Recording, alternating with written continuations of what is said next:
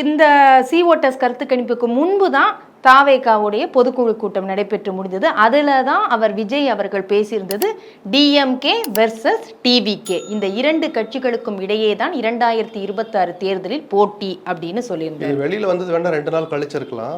இந்த மாதிரி சர்வேக்கள் நிஜமா நடந்தா சி ஓட்டர்ஸ் இருக்கிறனால அதுக்கு ஒரு கிரெடிபிலிட்டி நான் கொடுக்குறேன். குறைஞ்சது 1 மாதம் நடக்கும். நடத்தி இருந்தால் ஒரு மாதம் அப்படி நடத்துவாங்க.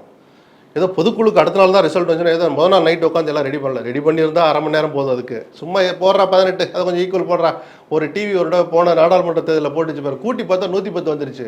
அப்புறம் பார்த்தா மக்கள் நீதி மையத்துக்கு இவ்வளோ பர்சன்டேஜ் போட்டுருந்தாங்க. விசாரிச்சு பார்த்தா மக்கள் நீதி மையம் அங்கே போட்டியிடவே இல்லை. யாருக்கிட்டா போய் கேட்டீங்க?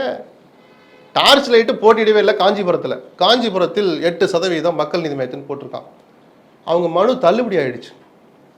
இதைத்தான் நான் மோசடின்னு சொன்னேன். கருத்து கணிப்பை நம்பாதீங்க. அதுக்கப்புறம் அந்த டிவி என்ன பண்ணாங்க, அந்த 8% எடுத்து 4 நாளா அதிமுக 4 திமுக 4 போட்டாங்க. பிச்சு கொடுக்கறதுக்கு இல்ல போண்டாவா? எவ்வளவு கேவலம் ஆயிடுச்சு பாத்தீங்களா? அதனாலதான் கருத்து கணிப்பை நம்பாதீங்கன்னு நான் சொல்றேன்.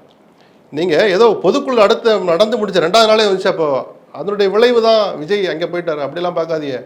நிஜமாவே அவர் பேசுனது அதற்கு பிறகு வெளியிடுறது இதெல்லாமே ஒரு லைனா வருதே.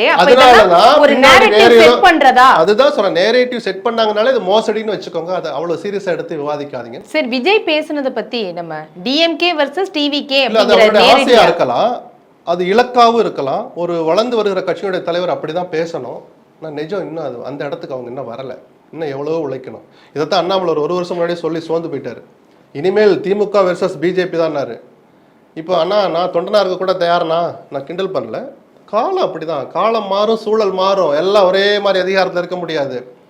அடுத்து வர்ற தலைவர் கட்சியை நல்லா நடத்தட்டுங்கிற மாதிரிலாம் வார்த்தையில் விடுறாருன்னா அந்த அண்ணாமலை எங்கேன்னு ஒரு கேள்வி வருது இல்லை? நான் திரும்ப சொல்கிறேன், அதை நான் தப்பாக சொல்லலை. ஒருத்தருக்கு ஒரு இலக்கு இருக்கலாம். தனக்கு அந்த பொறுப்பு கொடுக்குற போது நம்ம எப்படி செயல்படணும், எப்படி ஒரு இலக்காக வச்சுக்கிட்டு வேலை செய்யணும், ஒரு கோல் டார்கெட் வச்சு வேலை செய்வாங்க. அப்படி செய்கிறாரு. இருக்கிற வரைக்கும் அவர் வேலை செய்வார், அப்புறம் இறங்கி போயிடுவார். கன்சிஸ்டன்சின்னு ஒன்று இருக்குது. சும்மா ஏதோ 2 கூட்டத்தில் பேசிட்டோம், ஏற்ற இறக்கமாக கொஞ்சம் உறக்க பேசிட்டோங்கிறனாலேயே திமுக மாற்று தாவேக்கான்னு ஆகிடாது. நான் இப்போவும் ப்ராக்டிக்கலாக சொல்லுவேன், திமுக மாற்று அதிமுக தான். ஆனால் எவ்வளோ காலத்துக்குன்னு இருக்குது? எடப்பாடின்னா இதே இப்படி அதோட நான் இப்படி தான் யாரையும் ஜெயிக்க மாட்டேன்னா இந்த காட்சி மாறதான் போகுது. இன்றைக்கி இருக்க நிலைமை தான் நான் சொல்கிறேன். விஜயனுடைய ஆசை அது இருக்கலாம். உட்கட்டமைப்பை இன்னும் முழுமையடையாத தாவேக்கா திமுகவுக்கு மாற்றாக இன்னும் வரலைங்கிற நிஜத்தை அவர் முதல்ல புரிஞ்சுக்கணும்.